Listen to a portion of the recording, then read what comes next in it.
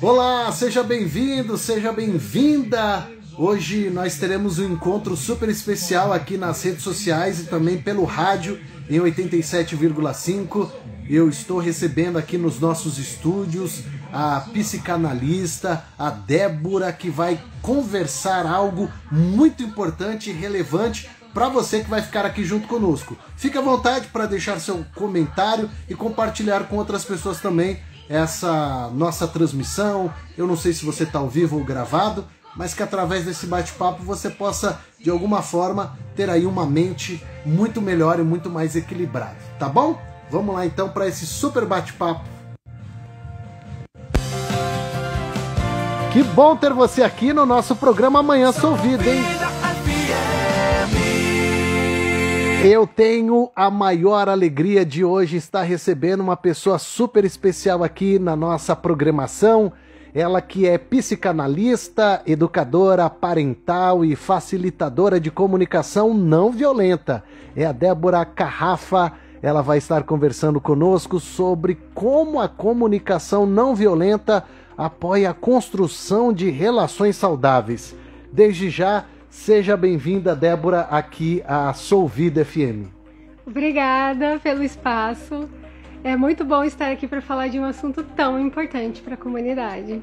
Que legal. Vamos começar falando exatamente isso. O que é, para mudar aí a cabeça das pessoas, essa questão de comunicação violenta e não violenta? Comunicação violenta, ela começa no pensamento. Então, as nossas ações físicas, elas partem do que a gente pensa da vida, do que a gente pensa dos outros e das situações que acontecem conosco. Então ela está no pensamento. O pensamento, ele é algo automático. A gente não tem como evitar pensar qualquer coisa de qualquer um. Mas a diferença é a escolha. O que eu faço com o que eu penso? Então eu vou levar esse pensamento a ponto de talvez eu fazer um ato, uma violência física, uma violência verbal ou até mesmo psicológica, ou eu vou me questionar, voltar para dentro de mim e perguntar: isso que eu estou pensando faz sentido? Com isso que eu estou pensando, qual a melhor estratégia para que todo mundo tenha um cuidado, para que todo mundo seja visto nessa relação? Então a comunicação não violenta parte do ponto de que eu penso e eu não trabalho o que eu penso. E a comunicação não violenta é justamente esse contrário. Você pensa? Então vamos questionar. Vamos ver o que está por trás desse pensamento. É sua interpretação de vida que você está projetando no outro? É algo que você quer muito na vida e que essa situação não está atendendo? Então vamos pensar junto e ver quais as melhores escolhas e estratégias você tem à sua disposição para resolver essa situação de uma forma não violenta. Achei muito interessante isso que você comentou para nós, falando sobre tudo começa no pensamento. Mas a questão é se eu então vou produzir o que eu estou pensando ou não. E como é que fica esse controle? Porque mexe muito com o emocional da pessoa. E aí, às vezes, ela só vai conseguir pensar eu não deveria ter feito depois que ela fez. Como é que controla isso? Exatamente. É uma fase de conscientização. Então, o convite principal é esse. Olha para você. As pessoas imaginam que o pensamento ele é produzido pelo que eu sinto. E é o contrário. O que eu sinto é produzido pelo que eu penso. Então, o convite é fazer esse questionamento. Se você é uma pessoa que é muito impulsiva, é importante você procurar estratégias que te ajudem a pausar, que te ajudem a sair dessa impulsividade. Então tem a terapia, tenho terapias tanto mentais quanto corporais, tem a meditação, tem o mindfulness, tem um monte de outras coisas que pode te ajudar a pausar se você é muito impulsivo. Mas você tem que começar a se questionar sobre isso. O seu pensamento não domina a sua vida. Você tem que ser o dono do que você pensa, você tem que ser o questionador. Eu costumo dizer, seja um cientista louco, questione a vida, tenha curiosidade. E quando a pessoa ela tá com esse pensamento, mas eu sou fraco, eu sou fraca, essa negatividade sobre ela. Eu fiz isso porque eu sou fraco. Não existe uma ideia de eu sou fraco. É uma escolha. Então, neste momento, os meus recursos emocionais para lidar com isso foram insuficientes. Porém, eu como ser humano, como ser que pode observar as coisas, que tem uma mente gigante a seu dispor, posso procurar recursos emocionais. Então, uma questão de fraqueza, às vezes, é uma questão de ideia de limitação. O conhecimento que eu tenho é limitado, porém, eu tenho como buscar esse conhecimento, eu tenho como conversar com um amigo, conversar com um parente, ou mesmo procurar alguma orientação, pesquisar alguma coisa na internet, para começar a galgar esse conhecimento que está te faltando. A gente está falando de um assunto super importante, que é essa comunicação não violenta. E aí agora eu vou levar para o âmbito familiar. Quando um marido ou uma esposa, no meio de um diálogo, como não ser violento, ser saudável, e ainda nesse ambiente familiar, como eu, com os filhos, porque às vezes, vem aqui menino, e sai puxando a orelha, e sai já jogando chinelo nele. Como fazer isso? Porque às vezes é um problema tão corriqueiro das pessoas, com os filhos, com o marido, com a mulher. Como administrar essa questão para não ser violento e ter essa comunicação saudável?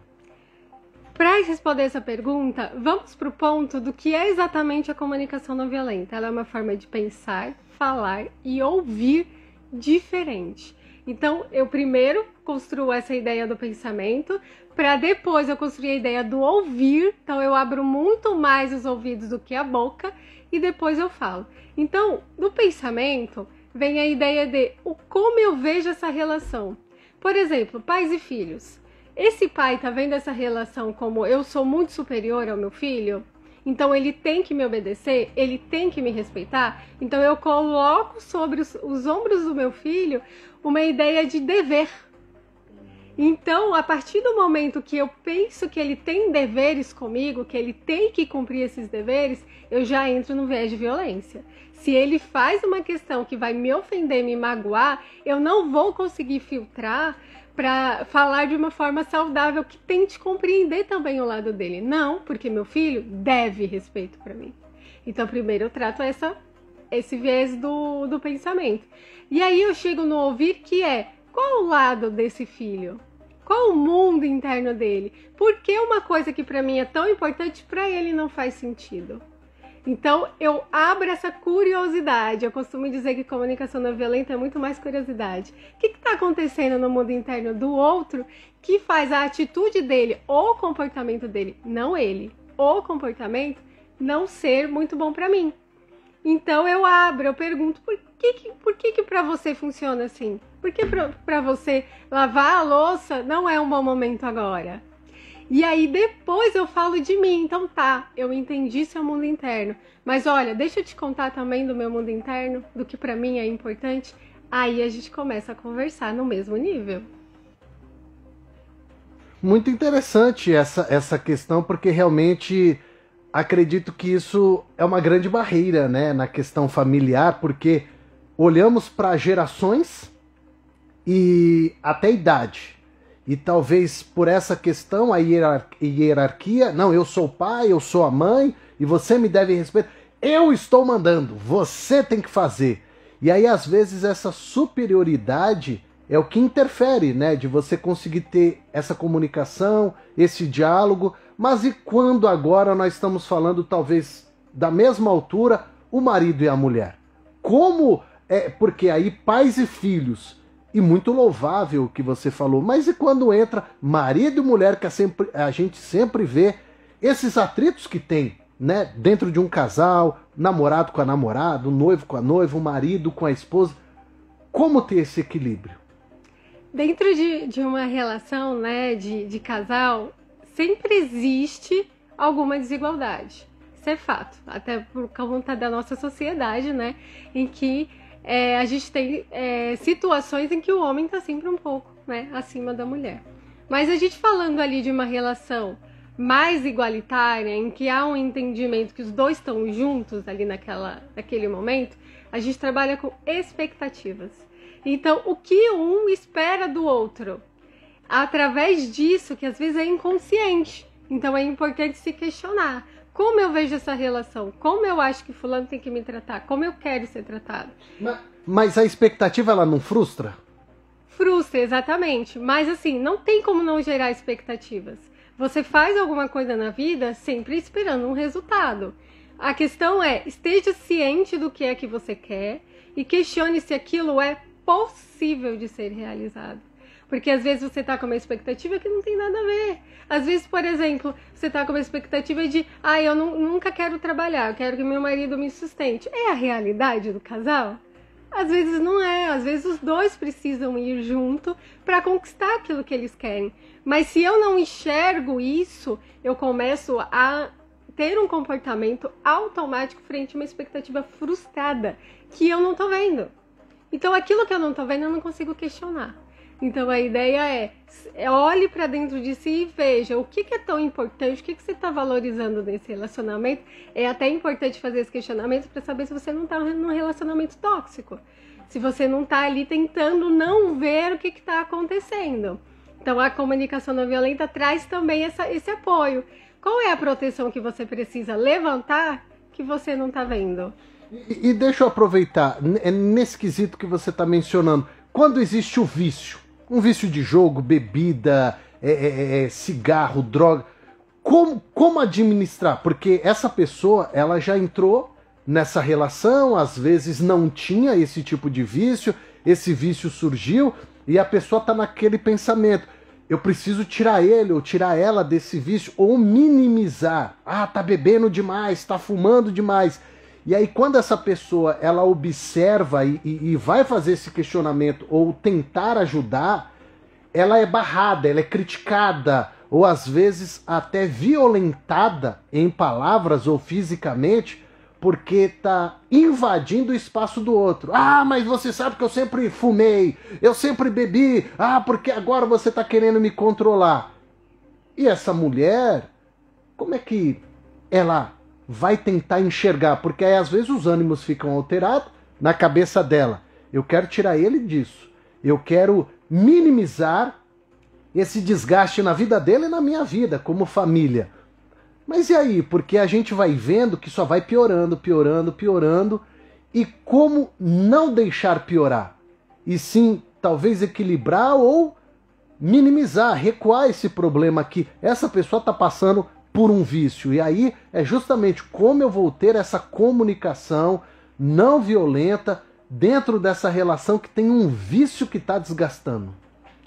É importante dizer, antes de tudo, que ninguém tem obrigação de salvar ninguém, nem mesmo num relacionamento amoroso.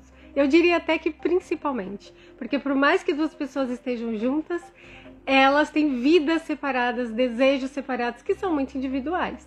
Então passa por uma questão de escolha. O quanto que você quer investir em restituir algo que foi perdido dentro desse relacionamento. Quando a gente fala em vício, a gente fala de vulnerabilidade. Uma coisa que está muito atrelada ao vício é o sentimento de vergonha. Quando nós sentimos isso que você está falando não tem nada a ver, porque a gente não quer entrar em contato com a nossa vergonha. A vergonha de pensar, eu sou fraco, eu não consigo lidar com isso, ou eu preciso disso para poder lidar com outros sentimentos que estão lá atrás e eu estou jogando por debaixo do tapete. Então, olhar para uma pessoa que está com vício e ter essa consciência de que o principal fator do comportamento tóxico é a vergonha da sua própria fraqueza, da sua própria vulnerabilidade, te faz entrar em contato com essa pessoa de uma outra forma. Então, se você entra em contato com alguém que está no vício e você só usa palavras julgadoras, você não está vendo que isso daqui está errado, não está vendo o que está fazendo com a nossa família, para com isso, isso não vai acessar. Porque isso só reforça a vergonha que ela está usando como escudo. Então, na verdade, é abrir os ouvidos. O que isso representa para você? Por que isso é tão importante? Em vez daquele julgamento de vício é uma coisa horrível, como é que você não entende? Sai desse vício. Então, entra no por que esse comportamento te faz bem, porque existe um ganho secundário no vício, existe alguma coisa que essa pessoa está ganhando, que é por isso que ela não larga. Então, o que isso está suprindo para você? E aí, então, eu começo, depois dessa escuta, eu começo a entender outras estratégias que a gente pode fazer para trocar. Porque o início do vício não é acabou, não é mais um viciado, é trocar. A primeira vez a gente faz uma substituição de uma coisa muito tóxica por outras até que ele consiga um comportamento estável. Mas é importante dizer também que é uma alteração da sua vida, da forma como você vive a sua vida, para o resto da vida. Então, é uma escolha. Você não é obrigado a seguir com essa pessoa no tratamento dela. Então, mas se você escolher, é muito mais de si que você vai ter que dar, e você também tem que entrar no sistema de se autocuidar, de ter um acompanhamento terapêutico, mas aí é a escolha, não é esperar que sua vida vai voltar ao que era antes, porque isso é irreal. Então, pelo que eu percebo, seria assim, eu ajudei ele, levei ali a ele encontrar esse problema, mas eu não quero te ajudar nessa caminhada, uma escolha. Ah, não vou deixar ele sozinho ou ela sozinha, vou ficar do lado. Também é uma escolha que fará com que essa pessoa renuncie várias coisas em prol da melhora dele ou dela. Muito bom. E aí deixa eu te perguntar, existe uma possibilidade de individualmente, eu me sinto uma pessoa muito brava, muito nervosa, esquentada, não consigo me controlar, saio falando o que eu penso. Tem possibilidade dela se controlar no meio dessa bagunça que ela tem dentro da mente dela? Não é um viés de controle, porque quando a gente fala controle, a gente não tem o controle dos nossos próprios sentimentos. Como eu falei, pensamento automático, sentimento automático.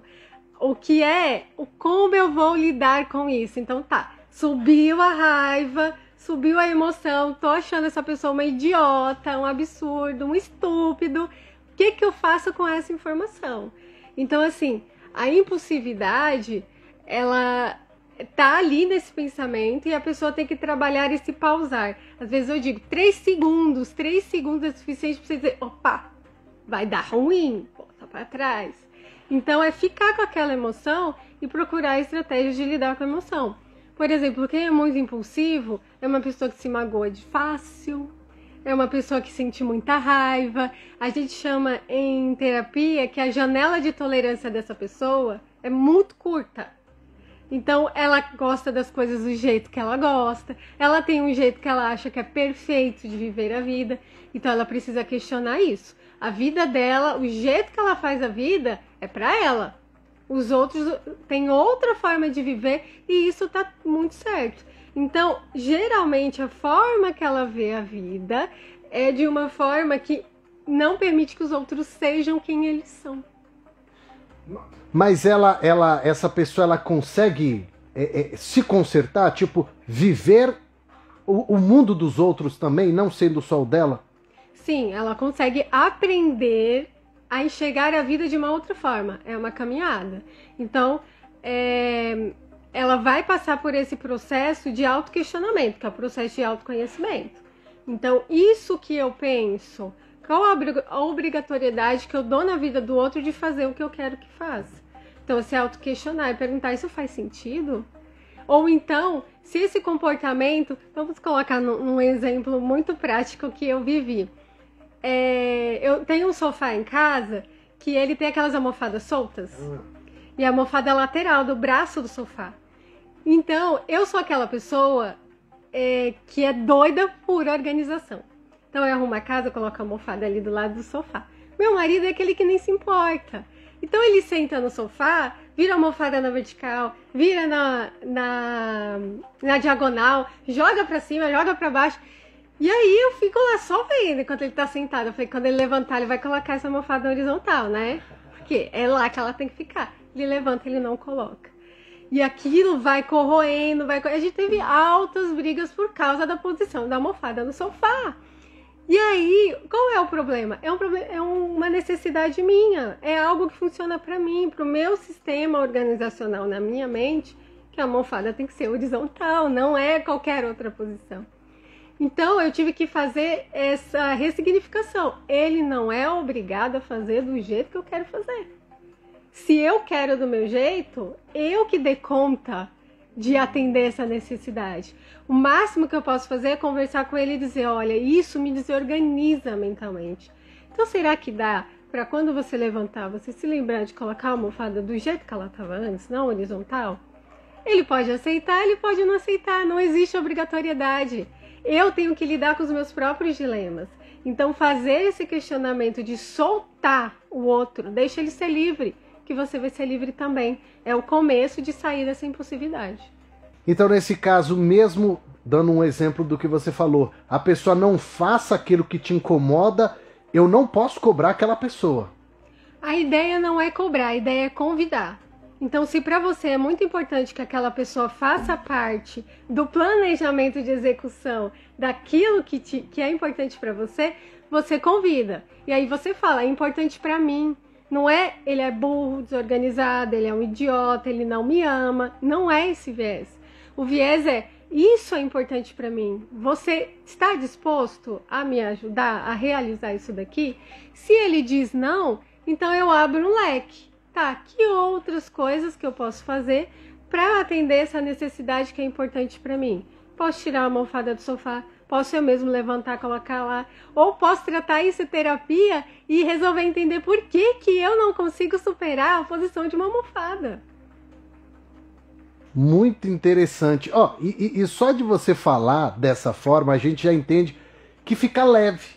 Porque não é a cobrança. E talvez eu acho que o que a grande maioria faz é cobrar, é impor. E quando você leva tudo isso com mais leveza, com o faz sentido, se torna totalmente diferente. Que bate-papo super bacana, Débora, de ter você aqui. E deixa eu te perguntar, se tiver aqui entre nós alguém que está passando por algum desses problemas que a gente comentou, está com alguma dificuldade, quer se abrir, quer ter alguém para ajudar, como essa pessoa ela se conecta com você, ela fala com você, Débora? Eu estou em quase todas as redes sociais, né? Então eu trabalho com atendimentos com psicanálise integrativa, que é com apoio da comunicação não violenta. Então essa ferramenta que ela te tira desse julgamento, te tira dessa interpretação, dessa prisão desse seu pensamento de cobrança para si e para o outro. Então ela é a minha principal ferramenta terapêutica. E também trabalho com mentoria de comunicação consciente, para quem quer saber exatamente qual é o viés de comunicação que eu tenho hoje e usar a comunicação não violenta para ir para uma criação saudável. Então as pessoas podem se conectar comigo através das redes sociais, Instagram e TikTok, Débora_Carrafa. E eu também estou no YouTube com o canal Livros e CNV. Lá a gente lê livros de comunicação não violenta, livros de outros gêneros, que ensinam pra gente o que é construir relações saudáveis. Então no YouTube qual que é o endereço? Livros e CNV. Uau, e nas redes sociais? Débora_Carrafa. Muito bacana. Débora, que alegria tê-la aqui, viu? Eu que agradeço, foi muito bom estar aqui, podendo transmitir esse conhecimento que ele é muito rico, e eu costumo dizer, CNV salva vidas. Muito bom, muito bom. E como salva a vida, hein? A gente teve aqui a alegria de receber hoje no nosso programa Manhã Sou Vida a Débora Carrafa, ela que é psicanalista, educadora parental e facilitadora de comunicação não violenta.